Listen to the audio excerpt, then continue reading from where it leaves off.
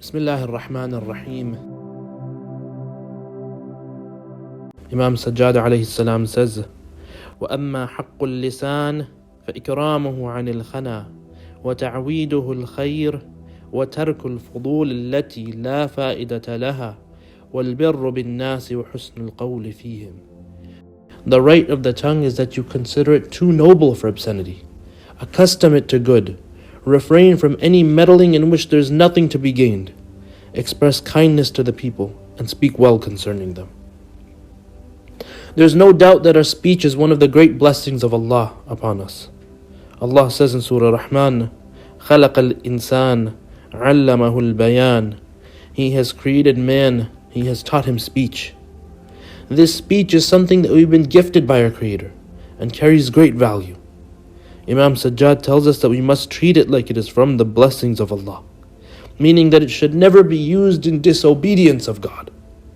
It's too sacred to be used for destructive purposes, and it would be a great act of ungratefulness to use that which God gifted us to disobey Him. Sometimes we do not fully understand the power of this tongue in taking us to heaven or hell. Imam Ali alayhi salam says, جُرْمُهُ صَغِيرٌ وَجُرْمُهُ ثَقِيلٌ. Its mass is small, but its sin is great. One of the reasons why the tongue can be more dangerous is because it has the ability to not only lead to sins against God, but it can be used to violate the rights of other people. And among these sins is the act of backbiting, which Allah likens to eating the flesh of your dead brother. We even have a tradition from the Prophet ﷺ, where he says that during the Mi'raj he came across a group of people who were scratching their faces with their nails.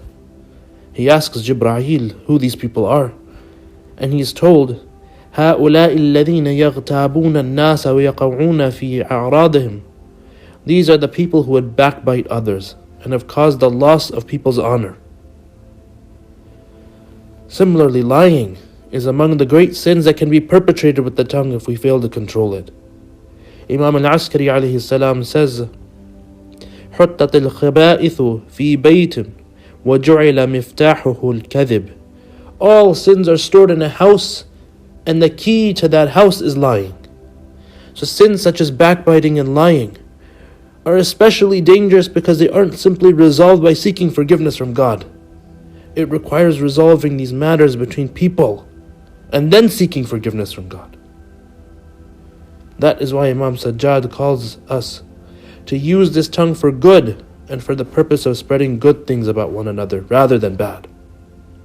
We can instead use this tongue for calling people toward the right path and away from the path of deviation.